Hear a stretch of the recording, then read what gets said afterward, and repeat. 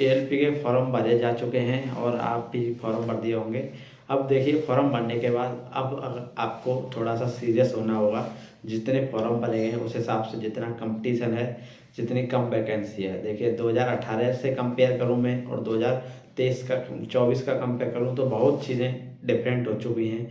उसमें बहुत सारी बेसिक चीज़ें, सबसे पहले देखिए 2018 में क्या थी वैकेंसी 26,000 प्लस थी, अब 5600 वैकेंसी है, बहुत कम वैकेंसी है। अब इसमें क्या है देखिए, और फॉर्म भी ज़्यादा भरे गए हैं। बीच में कोविड काल आपने देखा था, उसके बाद में बहुत सारी बेरोजगारी, उसके बाद में 6 साल लगभग होने को हैं। 6 साल के बाद वैकेंसी आई है और उसमें भी 5600 वैकेंसी। इसके लिए आपको कुछ एक्स्ट्रा करना होगा, तभी आपकी एक सीट इसमें पक्की हो सकती है। और ज़्यादातर जोन की बात की जाए तो वही 300, लगभग 300 कैंडिडेट एक सीट के लिए फाइट करने वाले हैं। और कई सारे जोनों में ये बहुत ज़्यादा हो जा रहा है, जैसे गोरखपुर हुआ, पटना हुआ, प्रयागराज हुआ, और इन सब जोनों में ये ज़्यादा हो जा रहा है। मालदा हुआ और सिकंदरा हुआ। इसमें एक चीज़ है, जहाँ सबसे ज़्यादा वैकेंसी है फॉर्म भी वहीं सबसे ज़्यादा भरे गए हैं। तो आपको क्या करना है, अपनी अच्छे से तैयारी करनी है। तैयारी करने के लिए बहुत सा सिलेबस डिटेल मैं आपको बताया हूँ एक वीडियो में, वो आप जाके चैनल पर विजिट करेंगे। सिलेबस पूरा टॉपिक वाइज लिखा हूँ, मैथ का ये सिलेबस है। ये वाली वीडियो आप देख सकते हैं, इसको देखने से आपको एक आइडिया लग जाएगा कि आपका सिलेबस में क्या पूछा जाएगा। उसके बाद में आपको क्या करना है, अच्छे से पढ़ाई करनी है डेडिकेशन से। उसके लिए सबसे पहले सिलेबस, उसके बाद में यूट्यूब से या पेड बैच लेके आपको पढ़ना है।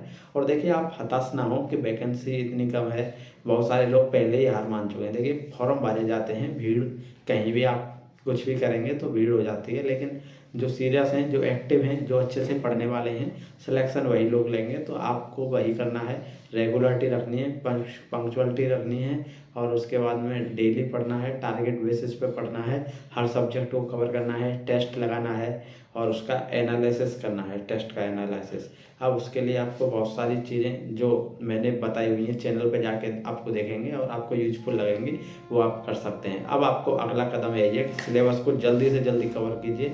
एग्जाम की डेट का जो एक्सपेक्टेड रेलवे ने बता दिया है वही होने वाला है, जून के लगभग, जून या जुलाई में ये एग्ज़ाम आपका CBT 1 हो जाएगा। अगर आप अब भी आज से भी पढ़ना शुरू करते हैं तो आप 3 महीने में इस सिलेबस को कंप्लीट कीजिए और बाकी का 1 महीना रिवीजन में और उसके बाद 1 महीना प्रैक्टिस। तो 4-5 महीने में आप बहुत अच्छी तैयारी कर सकते हैं। और लेवल थोड़ा सा ज़्यादा रहने वाला है क्योंकि कट ऑफ नहीं तो हाई चला जाएगा। और इसकी एक्सपेक्टेड कट ऑफ की बात की जाए, पिछली बार जनरल की लगभग 42 एवरेज कट ऑफ थी हर जोन की। मान के चलिए किसी की 40 थी, किसी की 39 थी, ऑन एवरेज माने तो जनरल की 40 से 42 थी और वहीं ओबीसी की 38 से 40 के बीच में थी। लेकिन इस बार आंकड़े बदल चुके हैं क्योंकि फॉर्म ही इतने ज़्यादा भरे गए हैं, तो आपको उसके लिए पढ़ना होगा। लेकिन ये आंकड़ा देख के, बस आंकड़ा ही है, इसको देख के आपको नंबर को नंबर ही की तरह रखना है। क्योंकि फॉर्म भरे जाते हैं, कोई भी वैकेंसी आती है फॉर्म ज़्यादा भरे जाते हैं, लेकिन तैयारी करने, सीरियसली तैयारी करने वाले हैं, जॉब लेने वालों की संख्या बहुत कम होती है। तो आपको क्या है, फालतू की बातों में ना पढ़ के अपनी तैयारी पे ध्यान देना है, उसी पे आपको जोर देना है। और उसके लिए देखिए मैं आपको अगला वीडियो आपको मैं बताऊंगा, वो लाऊंगा मैं डेली प्लान और एक लाऊंगा वीकली प्लान।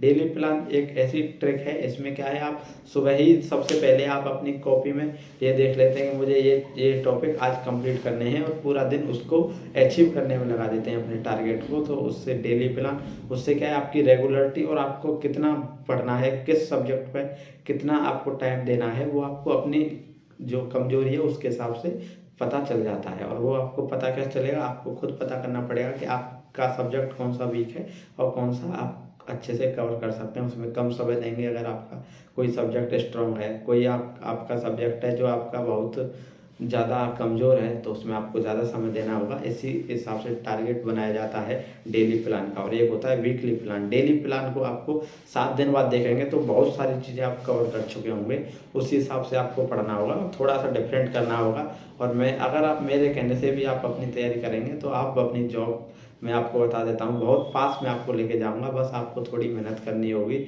और पढ़ना होगा। और उसके लिए मैं आपके लिए कोई भी सलाह आपको चाहिए या गाइडेंस की ज़रूरत होगी तो मैं आपको अगले 4-5 महीने आपके एग्ज़ाम तक मैं आपके बीच में रहने वाला हूँ। तो आप अपना टाइम टेबल फॉलो कीजिए। टाइम टेबल नहीं बनाया है तो बनाइए। और अगर कोई समस्या है तो आप कमेंट बॉक्स में मुझसे पूछ सकते हैं। तो धन्यवाद, आज की वीडियो में इतना ही। Thank you.